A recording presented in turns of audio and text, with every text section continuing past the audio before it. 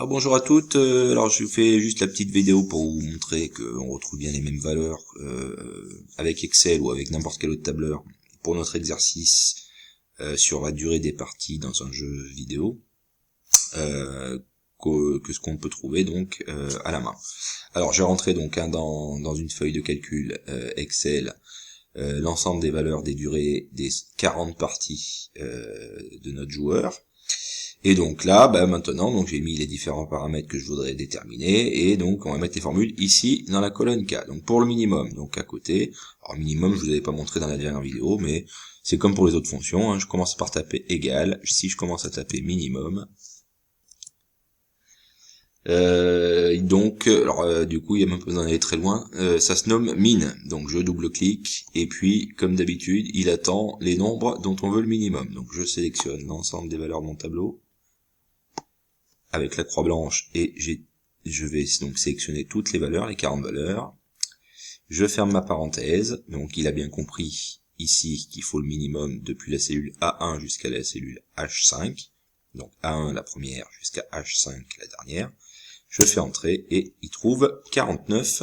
c'est bien la valeur qu'on avait nous-mêmes trouvée. Alors je vais agrandir un petit peu. Ensuite, pour ce qui est du premier quartile, donc je vous rappelle, on tape égal, on commence à taper quartile, il nous en propose plusieurs, on prend celui où il y a juste marqué quartile. Donc là, deux choses à rentrer, ce qu'il appelle la matrice, donc je vous avais déjà expliqué, c'est comme tout à l'heure, c'est toutes les données dans lesquelles il va devoir chercher, donc tout le tableau, on sélectionne toutes les cellules, et ensuite on doit mettre un point virgule, et derrière le point virgule, on met 1 si on veut obtenir le premier quartile, donc où je double-clique ici, quand j'ai commencé à mettre le point virgule, il m'a proposé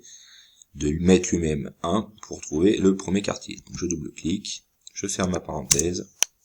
on retrouve 60 comme on l'a trouvé à la main. Pour la médiane, toujours pareil, égal médiane,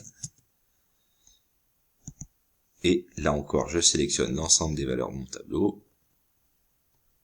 je ferme ma parenthèse, on retrouve 64,5. Le troisième quartile égale quartile.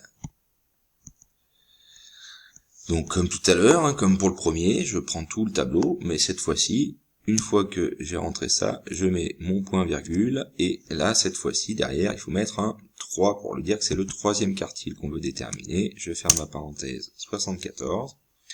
Le maximum, comme pour le minimum, je vous l'avais pas présenté, parce que bon, souvent, ça, on n'a pas forcément besoin d'avoir Excel pour le déterminer, mais donc, hein, c'est comme pour le minimum, je tape égal, et quand je commence à taper max,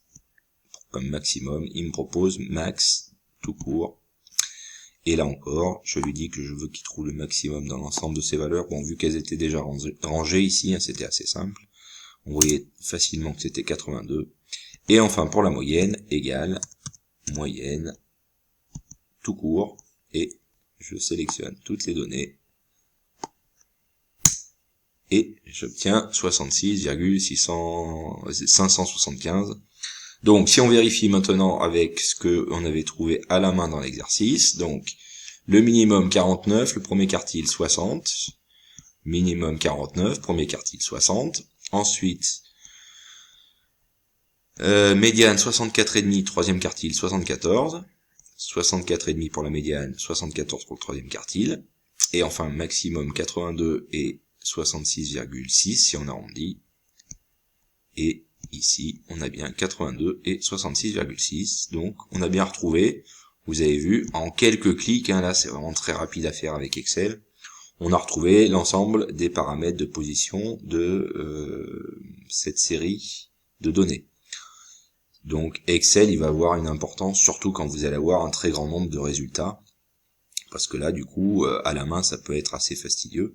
alors qu'avec Excel, si vous récupérez un fichier où vous avez l'ensemble de vos résultats, là, en quelques clics, il va facilement trouver tous ces paramètres, alors que vous allez avoir un peu plus de difficulté à faire à la main. Voilà pour cette vidéo, à bientôt.